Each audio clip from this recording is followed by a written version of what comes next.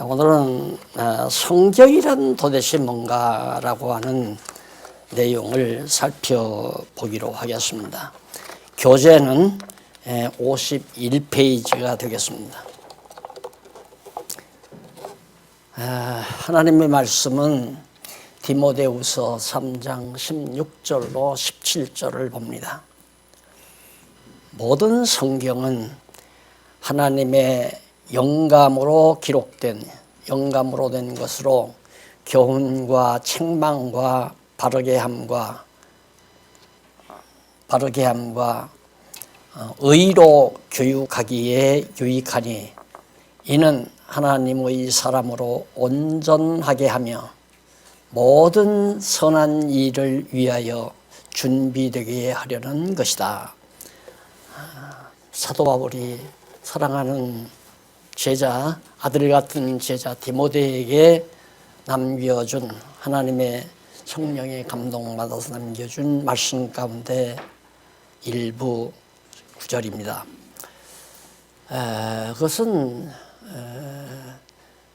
바울이 로마 옥중에 있으면서 머지않아 하나님 앞에 갈 것 같은 느낌을 받으면서 아들 같은 제자 디모데에게 가장 소중한 내용을 유언처럼 남기는 겁니다.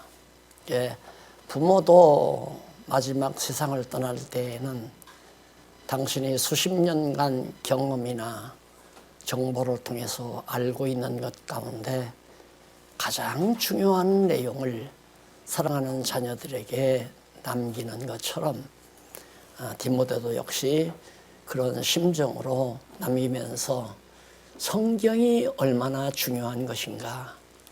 그래서 성경에 대해서 지금 밝혀준 말씀이 본문에 기록되어 있는 겁니다. 그래서 성경은 그 서론에 보면 성경은 기독교의 경전으로서 일반 대중종교의 경전과 절대적으로 차별화됩니다. 그 이유는 탁월하기 때문이죠. 어떤 경전과도 비교할 수 없이 탁월하기 때문에 일반 서적은 더 말할 것도 없잖아요. 그래서 제가 목사님들에게 성경을 좀 알려드렸더니만 어느 목사님들 두어 분이 책장에 수백 권 있는 책들을 전부 다 폐기 처분했다고 저한테 말씀을 하시더라고요. 이유는 성경을 알고 보니까 모든 서적이 다 무용지물이 되더라는 거예요. 자, 그래서 따라서 성경이 가지고 있는 고유 독자성, 오직 고유합니다. 둘도 아니고 셋도 아니고 오직 하나밖에 없는 고유의 독자성을 대중종교의 경전과 동일하게 취급해서는 안 되죠. 대중종교에 뭐 여러 가지 고전들이 있잖아요. 경전들이 뭐 사서상경이라든가 팔만대장경이라든가 등등 많은 그런 경전들이 있지만은 그거 호란이라든가 이런 경전들이 있지만은 그거 비교해서는 안 됩니다. 그래서 그것은 성경이 일반 대중종교의 경전들과는 모든 면에서 근본적으로 우월한 차별성을 가질 뿐만 아니라 진정한 경전으로서의 모든 구비 조건을, 진정한 경전이라는 말은 종교적인 참경전, 옳은 경전, 이 경전이란 얘기죠. 그런 경전으로서의 모든 구비 조건을 완벽하게 갖추고 있기 때문입니다. 그러니까 경전이 되려면 갖춰야 될 조건이 있잖아요. 그 조건을 하나하나 갖춰야 되는 거죠. 그래서 경전이란 사전적으로 말하면 경전의 정의를 보다가 보면 사전적으로 영원히 변치 않는 법칙과 도리, 그렇게 나와 있어요. 도리를 적은, 기록한 기록한 그런 서적을 경전이라고 한다. 영원히 변해서는 안 된다는 얘기죠. 영원히 변하지 않는 하나의 어떤 법칙, 원리예요. 법칙이란 원리. 법칙, 원리와 도리도 역시 방법적인 내용이죠. 이런 것들이 정말 이런 것들을 잘 기록해 놓은 책을 경전이라고 그렇게 일컫는다는 얘기입니다. 동화 새 국어사전에 보면 잘 나와 있습니다. 그래서 기독교 경전인 성경은 영원히 변치 않는 법칙과 도리가 기록된 책입니다. 성경이야말로 영원토록 변함이 없는 법칙과 도리를 기록한 책이고, 일반적인 타 종교의 경전 내용들은 모두가 타락한 인간, 타락하면 인간의 이성도 다 타락하거든요. 타락한 인간의 상념이라는 항상 생각하는 거란 말이에요. 인간들이 생각하고 사는 그런 상념이나 또한 살면서 경험하잖아요. 아, 겨울이 오면 춥더라. 아, 정말 밥을 먹지 않으면 배가 고프더라. 이런 것들이 다 경험이죠. 내가 어떻게 하니까 정말 병이 들더라. 건강관리를 안 하니까 이런 문제가 생기더라. 이런 경험을 많이 하게 되죠, 사람은. 그렇기 때문에 어른들을 연세가 높으신 분들은 정말 공부를 많이 안 하셨어도 경험적으로 아는 것이 참 많아요. 예를 들면 공자가 이런 말을 했죠. 역천자는 망하고 순천자는 존한다. 순천자, 어딘지 모르게 하늘을 두려워 생각하면서 정말 순응하면, 하늘에 순응을 하면 내가 잘 살게, 존재하게 되더라. 잘 존재할 수 있더라. 그리고 만약에 하늘에 역천을 하면, 거역을 하면 망하더라. 이런 얘기를, 그건 경험학에서 나온 거예요. 경험해 보니까 그렇더라. 그래서 역천자는 망하고 순천자는 존한다. 그런 말을 공자가 했던 것도 바로 그런 의미입니다. 그리고 예를 들어서 이제 불교의 석가모니는 지난번에도 말씀드렸지만 왕궁에서 나와가지고 상여가 나가는 것을 보고 생각을 골똘히 한 거예요. 엉엉 울면서 뒤따라왔을 거 아니에요, 유족들이. 참 슬프다 말입니다. 인간은 왜 이 세상에 출생해야 되나? 왜 나야 되나? 그리고 낳고 왜 늙어야 되나? 무엇 때문에 병들어서 또 죽어야 되나? 이것이 석가모니가 가졌던 주제였습니다. 연구 주제. 저로 말하면 저는 어렸을 때 초등학교 들어가서 1학년 때 친구놈하고 다투다가 너 하나님 봤어? 못 봤다. 그런데 어떻게 너 하나님 믿니? 이 말이 내 일평생의 연구 주제가 됐어요. 하나님이 정말 존재하시는가? 천국은 정말 있을까? 그것 때문에 한평생을 늘 고생하고 늘 여러 가지 상황을 겪으면서 성경에서 결국은 그 해답을 찾았죠. 그런데 석가모니는 그 생각으로 정말 덜 고민이 되니까 왕궁을 떠나 산속으로 들어갔잖아요. 괴로우니까. 그래서 거기서 생각하면서 해답이 없다. 아무리 생각해 보아도 해답이 없다. 그냥 다 그런 생각하지 말고 무로 돌아가자. 무념이에요. 무념.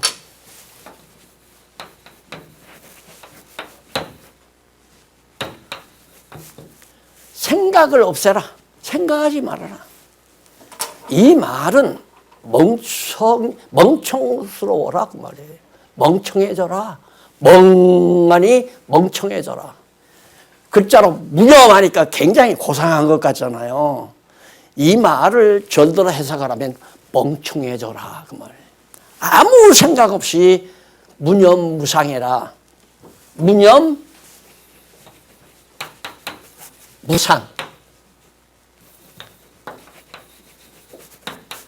생각상이에요.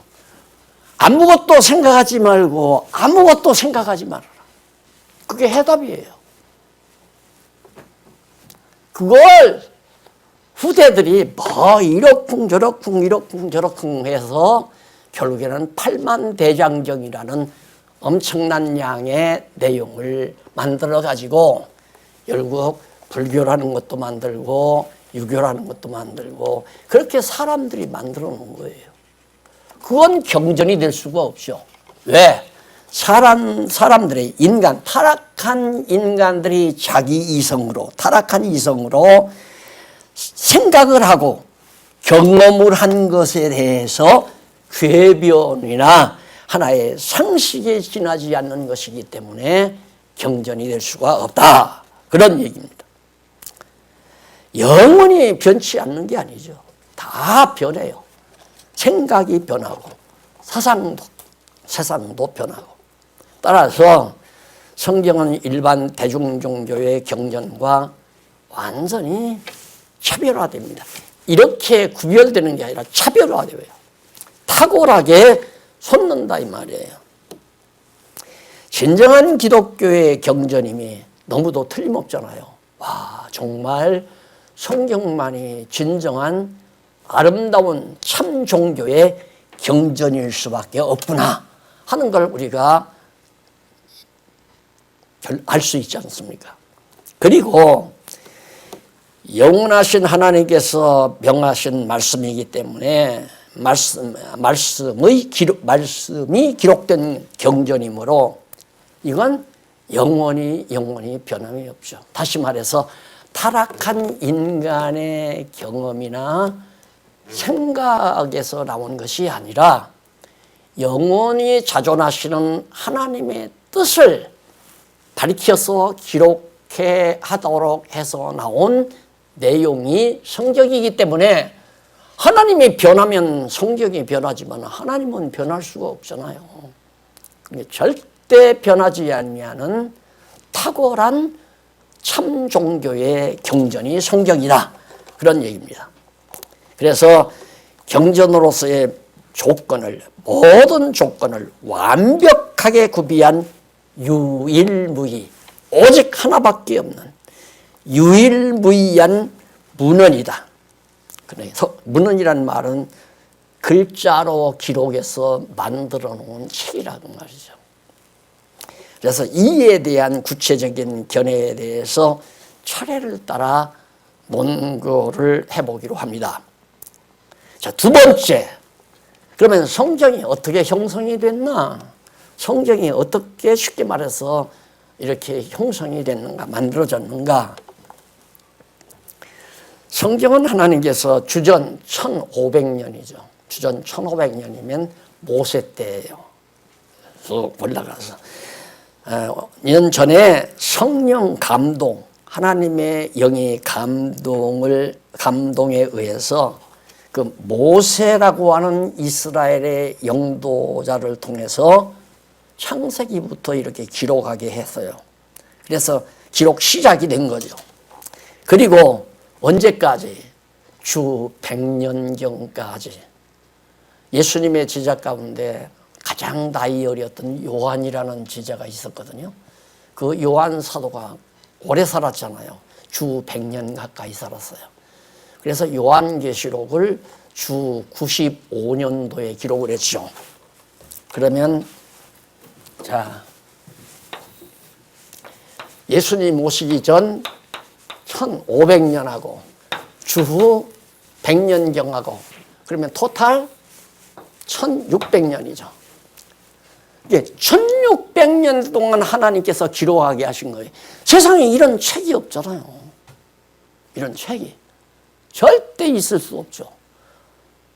저도 아무리 성경 강론 신학 총서를 썼는데 이렇게 안 걸렸어요. 저 혼자서 결국에는 40여 년, 연구해서 기록하기 시작한 것이 40여 년 걸려서 다 기록해 놓은 거죠.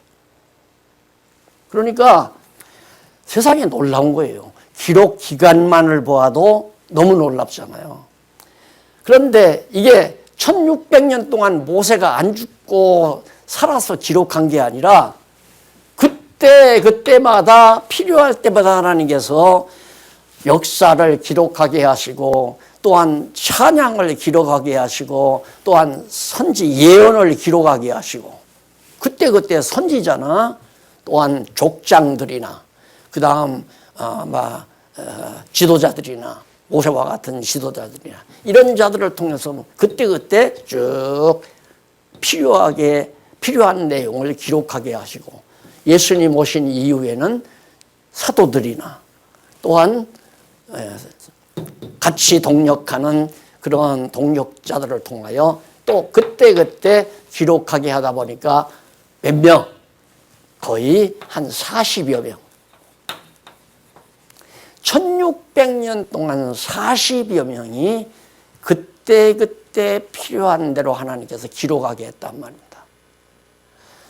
그렇기 때문에 기록 연대나 기록한 기자의 수를 보더라도 놀라운 거죠. 그런데 참 이게 귀한 줄을 알겠는데 이게 정말 무슨 뜻을 전하려는지 아무도 알 수가 없는 거예요.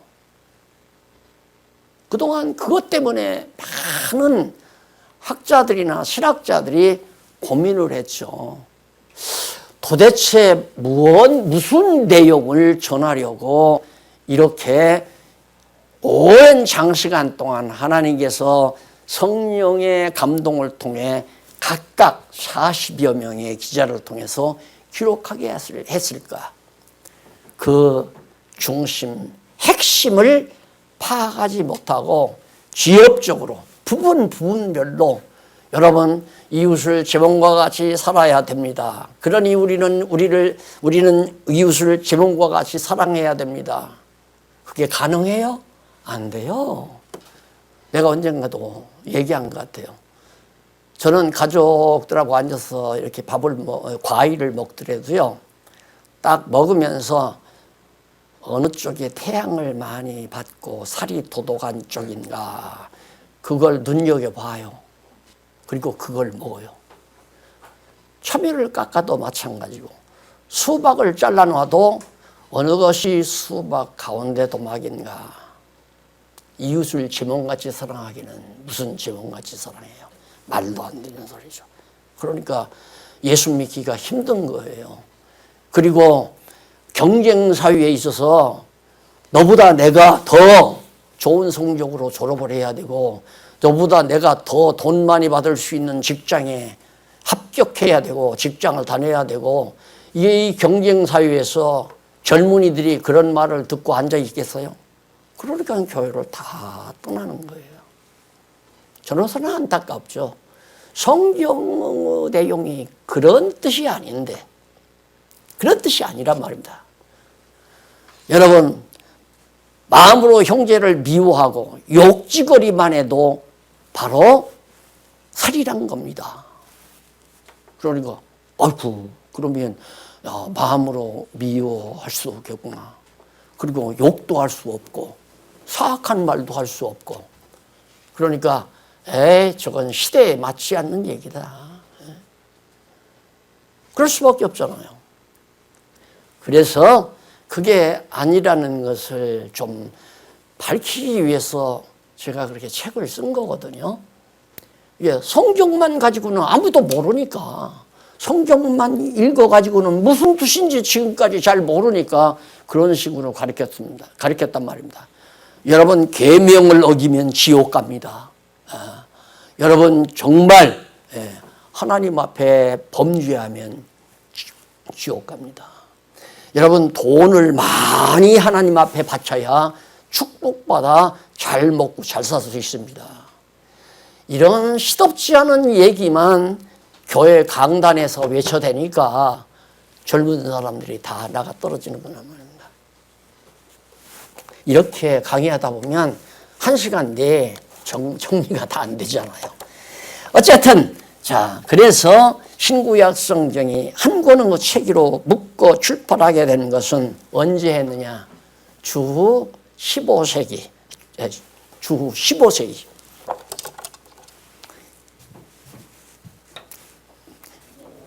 여기죠. 이게 100년이니까 15세기경.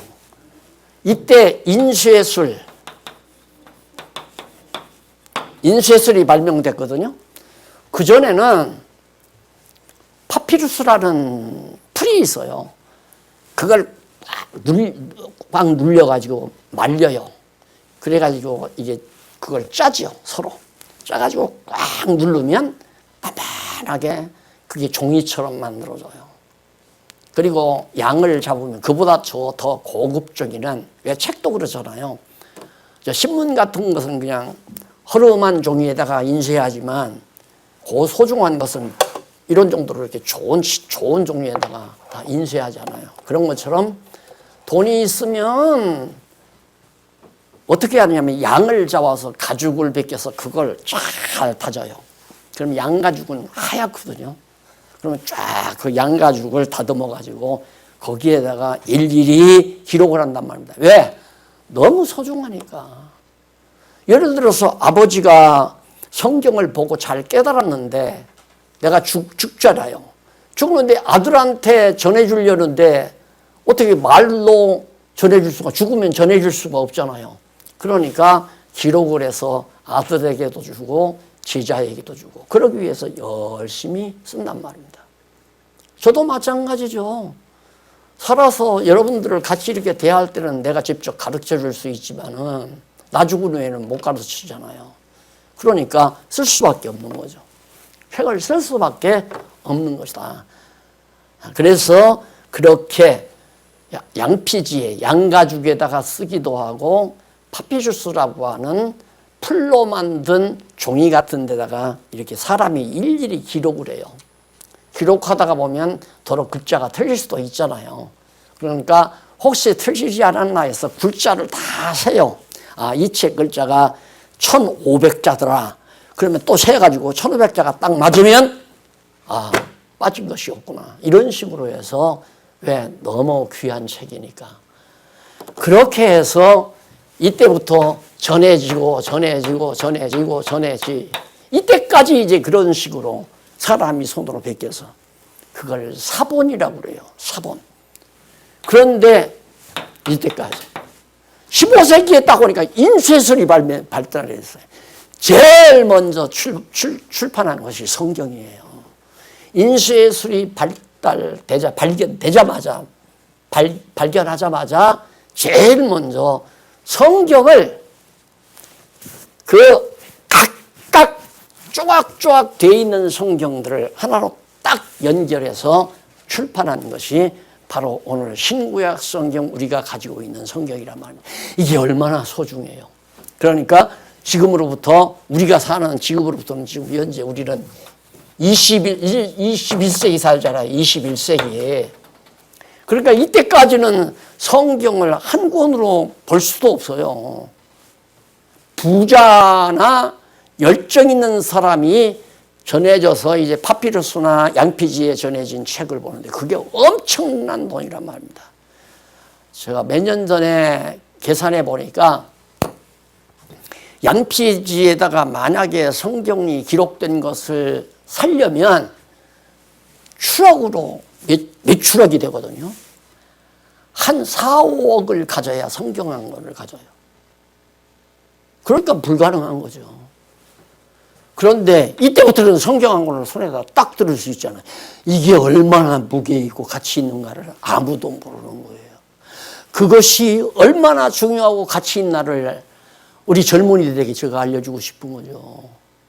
그냥 지나치지 말아라. 엄청난 거다 이거. 내가 언젠가 그런 얘기도 했어요. 중학교 다닐 때 바로 시골 중학교예요. 그 중학교 이웃 동네에서 그런 일이 있었다고 이야기를 들었거든요. 그 동네에 엿장사가 왔대요. 엿장사가 왔는데 봄날에 따뜻하니까 아이들이 나와서 돌멩이 하나를 이리 차고 저리 차고 하면서 놀더라는 거예요. 그러니까 이 엿장사가 돌이 참 신기하게 생겼으니까, 예, 그 돌 놔주련. 그러면 내가 엿줄게. 이렇게, 진짜요? 진짜요? 아, 진짜지. 그래서 줬다는 얘기 아닙니까? 엿을 몇 가락씩, 한 가락씩 다 나눠주고 돌멩이를 싣고, 내 엿거에다, 엿판 끌고 다니는 엿거에다 싣고 가가지고, 딴 동네 가서 엿도 안 팔리고, 그러니까 그냥 따뜻한 담장에다가 몸을 기대고 쉬다가 돌멩이를 딱 들어보고서 이렇게 들고 있다가 엿가위로 턱 한번 때려봤대요. 와, 노다지인 거예요. 노란 황금 덩어리. 그걸 아무도, 왜? 딱 보니까 시커멓거든요, 껍데기가. 시커머니까 아무도 몰라본 거예요. 여러분, 나도 그런 일이 있으면 좋겠다. 그런 일 1000배, 10,000배도 넘는 것이 성경이에요. 이 성경은 그 노다지 돌멩이 덩어리 1000배, 10,000배도 넘는 이 세상에 값을 따질 수 없는 엄청난 가치가 있는 책이 바로 성경이란 말입니다. 그래서 이 말을 좀 해주고 싶은 거예요. 자라나는 세대들에게. 왜? 성경 안 보니까. 그러니까 그런 노다지가 길거리에 돌아다니니까 아이들이 차고 놀았을 거 아니에요.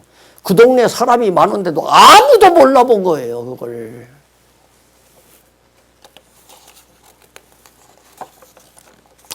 그 다음, 그러면 성경의 개략적인 개관, 일일이 다 이 두꺼운 성경을 지금 내가 다 가르쳐 줄 수 없잖아요.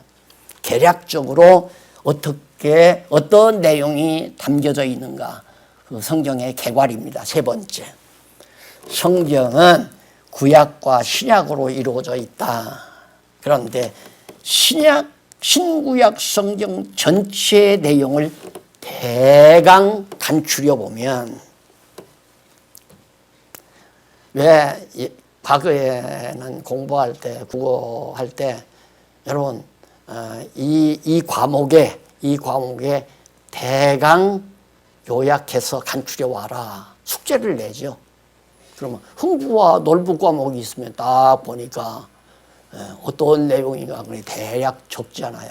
그런 것처럼 형제 우애를 하기 위해서 형이 동생을 도와주고, 또 동생은 형을 정말 부축해 주려고 하는, 형의 힘겨운 것을 자기가 정말 일부를 감당하려고 하는 갸륵한 마음으로 서로 가다가 달밤에 길거리에서 만났잖아요.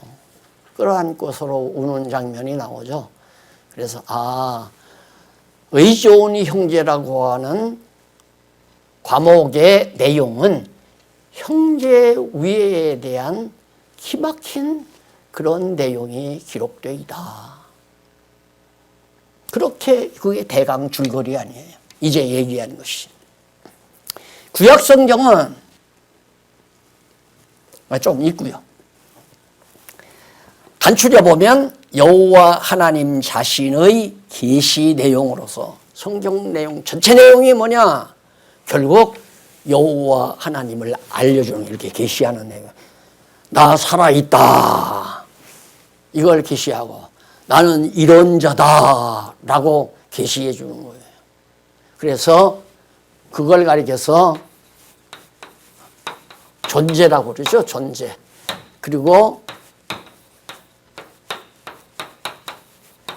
속성이라고 하고요. 존재와 속성. 여호와 하나님을 그걸 계시하는데 어떻게 계시하는가?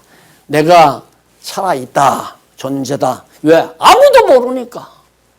여호와 하나님 살아계신지 아무도 모르잖아요. 얼마 전에 호킹이 죽으면서 하나님 없다고 했잖아요. 아인슈타인이 죽으면서 편지에다가 하나님 없다고 써놓고 죽었잖아요. 모르니까. 성경 모르면 아무도 하나님이 살아계시다는 거 알 수가 없어요. 살아계신데 어떤 분인가? 어떤 속성을 가지고 계신 분인가? 너희 아버지 있니? 그래, 있다. 그럼 너희 아버지는 어떤 능력을 가지고 있냐? 우리 아버지 장기 참 잘 두신다? 그렇던가. 우리 아버지는 바둑을 정말 잘 두셔. 이렇게 아버지를 소개하는 것처럼 여호와 하나님 살아계신데 그분은 여차하신 분이다. 이걸 계시한 내용이 신구약 성경이다.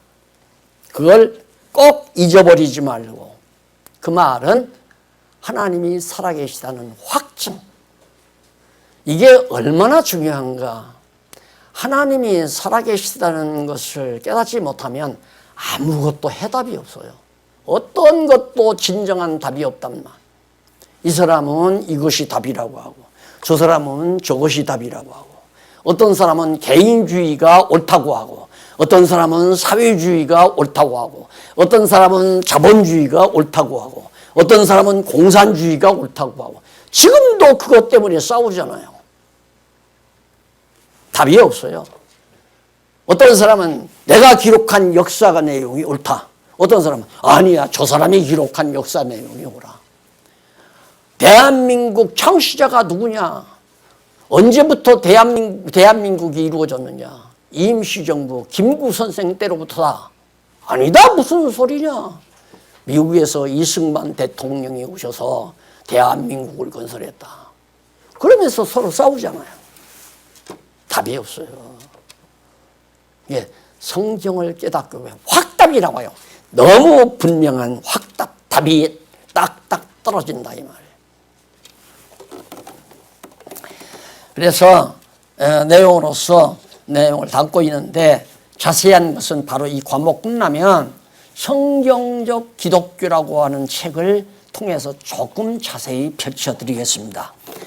구약 성경은 구약 여호와 하나님께서 타락한 세상에 그리스도를 보내실 것에 대해서 언약하신 계시 내용으로서 역사 섭리를 비롯한 언약 자손들의 찬양과 선지자들의 예언 내용으로 이루어져 있다. 이게 구약 성경은 어떻게, 아까 말했잖아요. 이게 구약인데 모세를 통해서 역사 내용을 기록해요.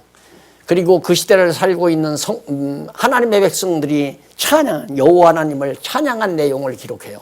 그리고는 선지자들을 통해서 앞으로 예수님, 메시아를 보내겠다 하는 예언 내용을 기록하게 해요.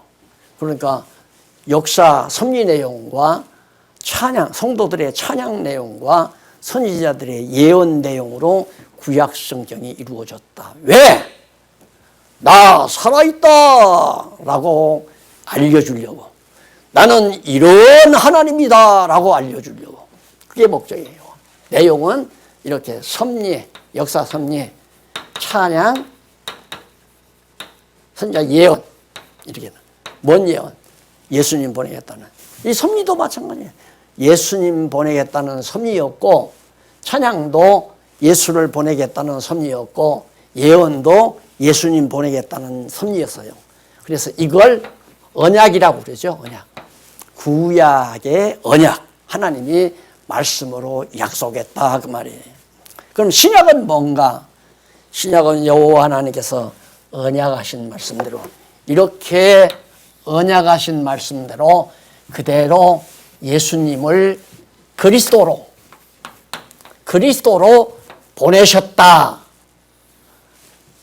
보내셨다라고 기록한 것이 신약 성경이란 말입니다. 주 100년, 100여 년까지 기록한 거거든요, 이 시대.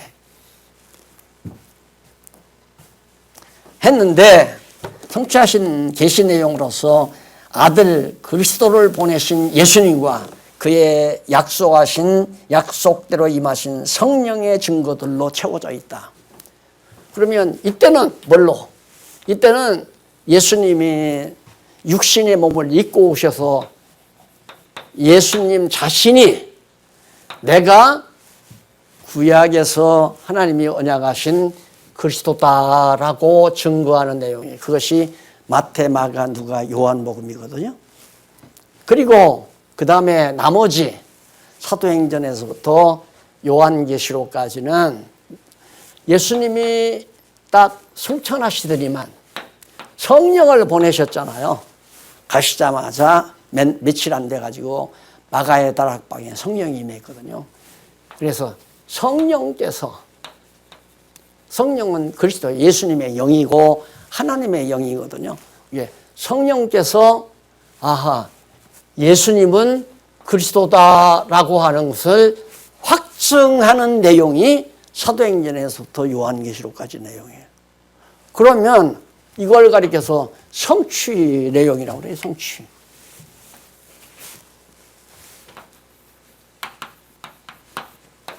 그게 언약대로 이루셨다고 말이에요.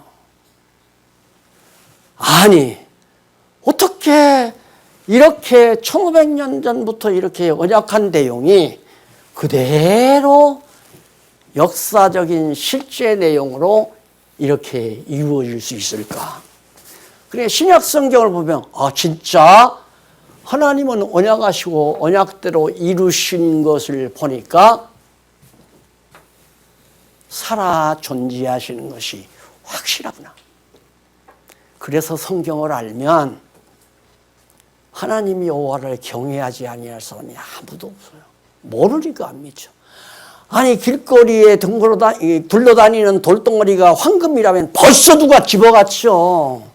엿장사 손에 들어갈 리가 없잖아요. 여러분이라도 그걸 알면 당장 지금 백리길도 천리길도 가서 주워오죠. 하나님께서 살아계시다는 게 확실하니까 하나님 아버지요 이렇게 부르는 거예요. 여호와를 찬양하게 되고, 그리고 그러면 살아계실 뿐만 아니라 정말 역사를 지배하시고 주관하셔서 그대로 이루는 것을 보니까 능력이 대단하시다. 그래서 전능하신 분이고 어떻게 언약하시고 거짓없이 그대로 이루어 주시는가. 정말 신실하시구나 그 말이에요.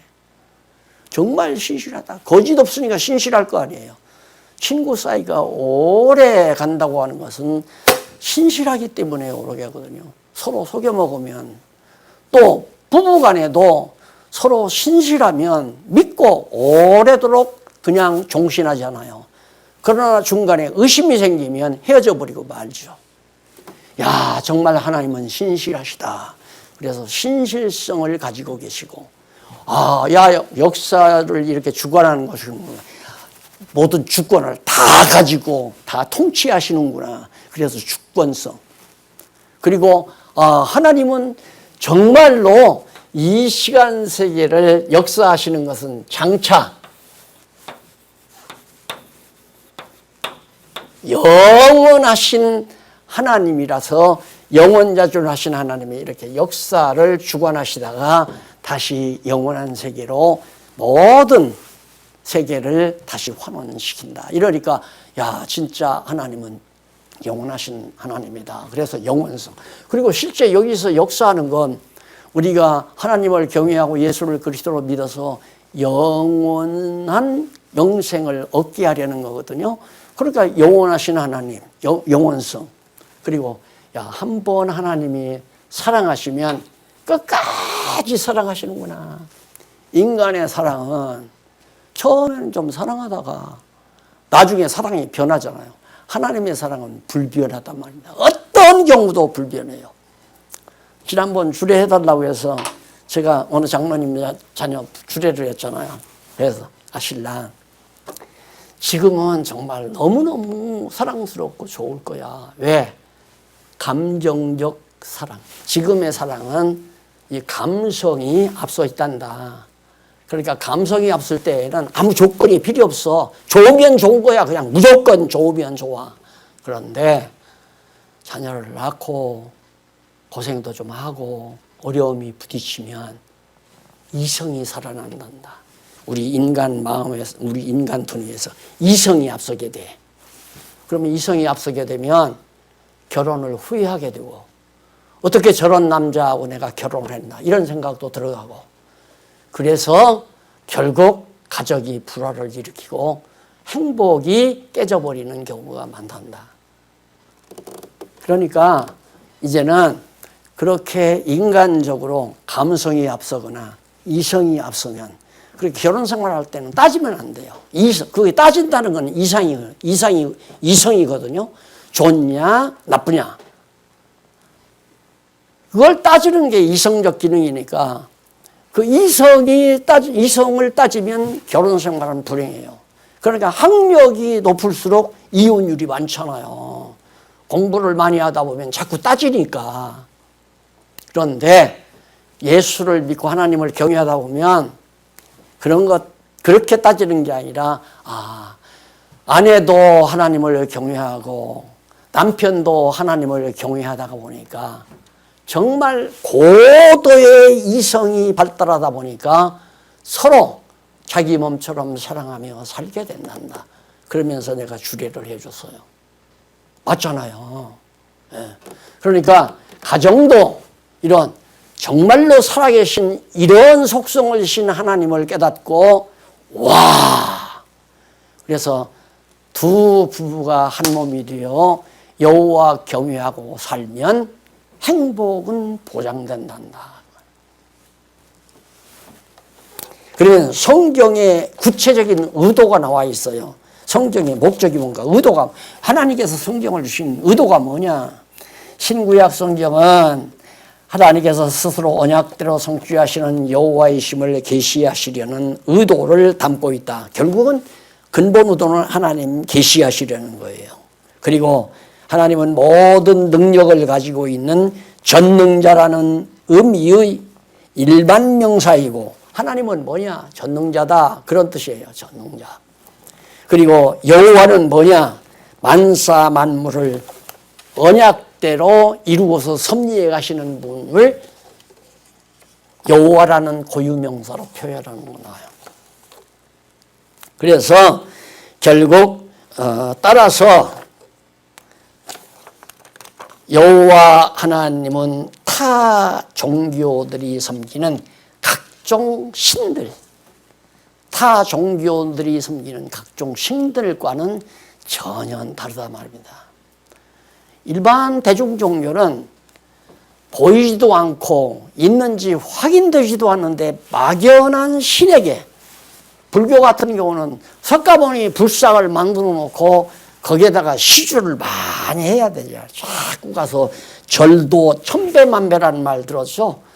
1000번 하면 정성이 좀 부족하고 만배를 하는 거예요. 절을 일어났다가 또 앉아서 쫙 하고 일어났다 또 앉아서 쫙 하고.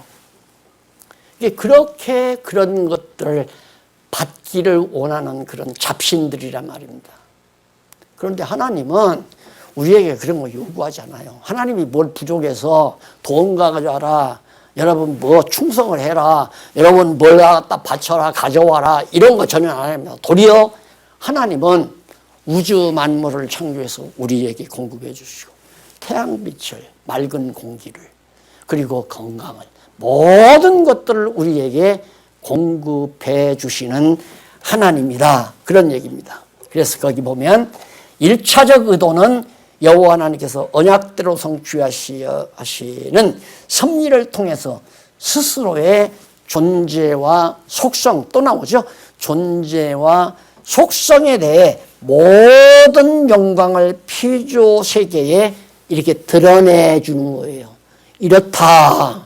하나님을 드러내 보여주기 위한 것이 성경의 의도가, 성경을 기록해 주는 의도란 말입니다. 그리고 2차적 의도는 뭐냐? 2차적으로는 그렇게 드러내 주니까 좋구나 그 말이에요. 그래서 신구약 성경에는 여호와 하나님께서 타락한 모든 피조물로 온 세상에 선포된 하나님의 존재와 속성에 대한 모든 영광을 찬송하게 하시려는 2차적인 의도가 담겨져 있다. 우리 찬송하게 하려고. 그러면 우리가 얼른 여기서 생각할 수 있어요. 하나님이 찬양, 다시 말해서 이제 가수가 무대에서 노래를 불렀잖아요. 그럼 왜? 박수받기 위해서 이러는 거예요. 여기서 강의하는 목사님들도 그거 굉장히 좋아하더라고요. 그래서 내가 박수 못 치게 했거든요. 하나님이 뭘 부족해서 인간들이 박수 친다고 좋아하겠어요? 근데 인간들은 박수 치는 게 좋으니까 그걸 받고 싶어 한단 말입니다. 막 찬양하는 것도 자기를 위해서 찬양하는 것도, 야, 훌륭합니다. 훌륭합니다. 제가 아는 목사님은 어디만 가면 자꾸 나를 선전을 해요. 이 어른이 뭐 어떠고 세계적인 뭐고 어떠고. 그래서 내가, 목사님, 그거 듣기 좋아하는 사람 없어요. 나도 무참하고요. 그러면 안 돼요. 그냥 성경신학, 성경을 자랑하세요. 왜 나를 자꾸 들먹이냐고. 나는 신문에도 사진도 안 내는 사람인데. 그래서 내가 신경질을 부렸어요. 거기만 가면 나 면전에 앉혀놓고 막 소개를 하면서 그냥 찬양을 해요. 아, 나도 받기 싫은데. 하나님이 그렇게 인간들에게 찬양받기 위한 게 아니거든요. 그럼 뭐냐? 왜 찬송케 하려는가? 행복하게 살아라. 아니, 밥을 먹는데 앞에 앉아서 찬양을 해요. 혼자. 그러니까 내가 조금 귀가 어두우니까 나는 스마트폰에서 울려 퍼지는 노래를 조그맣게 들었으니까 못 들었어요. 왜 흥얼거려? 노래하는 것 같아요. 그래서 찬송을 틀어놓고 왜 따라서 하는 거예요. 왜? 자기 좋으니까, 편안하고 행복하니까 찬송 부르는 거죠. 여호와 하나님 찬양하고 살면 끝. 행복은 끝. 행복한 거죠. 자랑거리가 있어야 되잖아요. 그 목사님처럼 좋으니까 막 가서 계속해서 나를 자랑하는 거예요. 박용기 목사를. 세계적인 성경학자고 뭐 정말 어쩌고 하면서. 나는 성경을 아니까 듣기 싫잖아요. 무참하고요. 사람 처음 만났는데 그 사람 앞에 아유 무슨 목사님 무슨 짓이야 지금 사람 앞에 앉혀놓고 하려면 나 없을 때예요. 막 나 없을 때 그런 얘기를 해가지고. 여러분 찬양 없이 못 삽니다. 자랑거리 없이 못 살아요.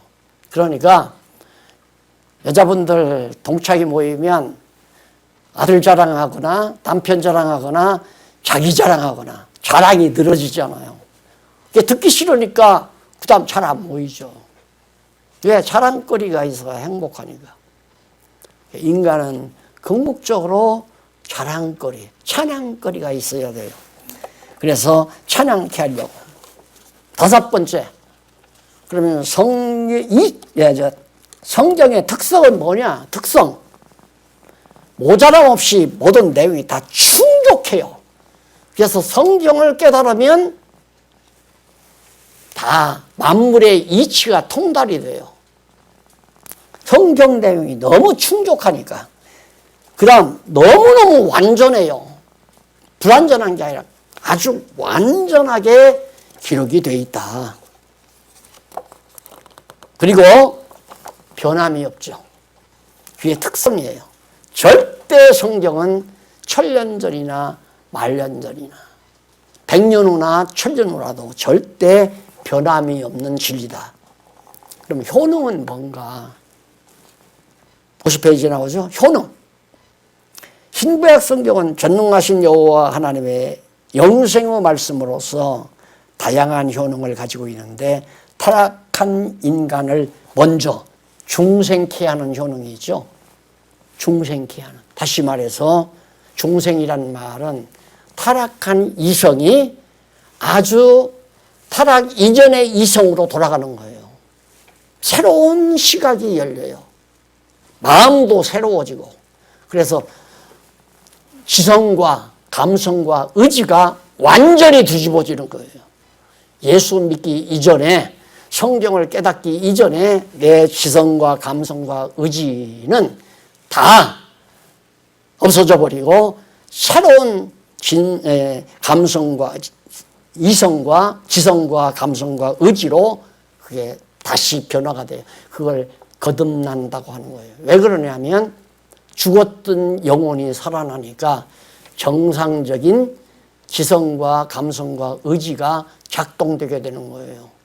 그러니까 성경을 모르게 되면 그게 다 죽어져 버렸기 때문에 인간의 타락된 육신적인 지성과 감성과 의지가 작용하는 거죠. 그러니까 인격 자체가 달라진다. 그 다음 믿음의 영향.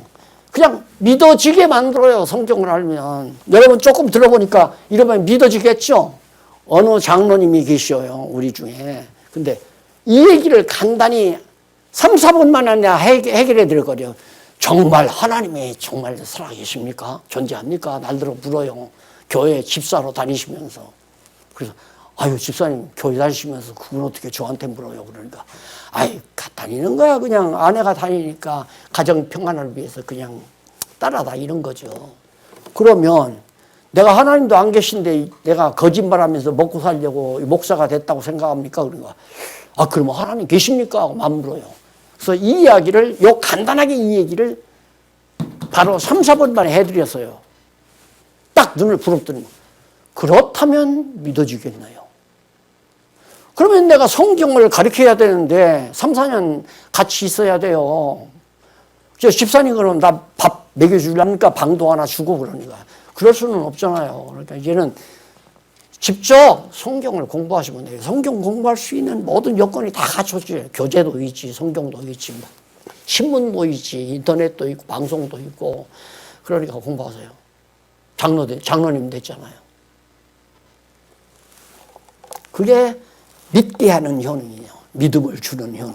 그 다음, 믿었으니까 뭐, 영원히 이제 부활해서 천국 가는 건 두말할 거 없는 거죠. 자, 여기까지 성경이란 무엇인가를 제가 설명을 해드리고 간략하게 결론적으로 한번 읽고 끝내십시다. 앞서 신구약 성경에 대한 죄반 내용을 항목에 따라 개괄적으로 간단히 살펴보았죠. 그 최종적인 결론은 그걸 간추려서 딱 결론을 하자면 성경은 일반 종교의 경전과 절대적으로 차별화된다. 차별화된 기독교의 유일무이한 진리다.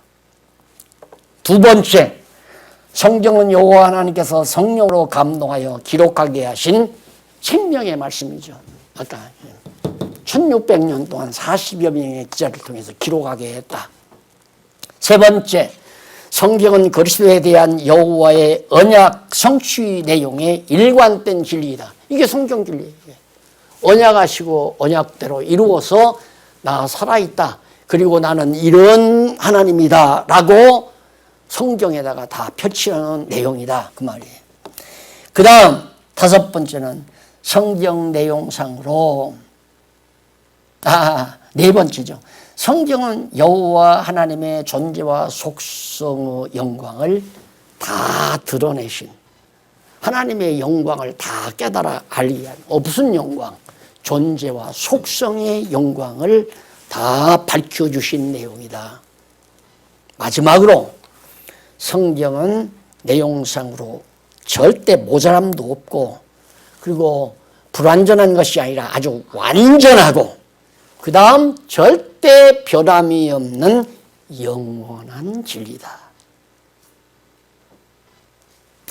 자, 이제 결론 한 꼭지 다음 시간에 남았습니다. 이거 공부하고 나서 우리 성경적 기독교를 조금 살피면서 더 구체적으로 좀 살펴보도록 하겠습니다. 기도하십시다. 자비하신 아버지 하나님, 젊은 세대들과 시간을 같이 하게 해 주셨습니다. 오늘 이 말씀을 방송이나 여러 가지 스마트폰을 통해서 듣거나 어디에서 듣든지 듣는 젊은이들이나 여기에 앉아있는 젊은이들의 마음을 움직이셔서 성경이 얼마나 천하에 없는 탁월한 진리인가를 깨달아 알 수 있도록 지혜를 허락해 주시옵소서. 예수님 이름으로 기도드립니다.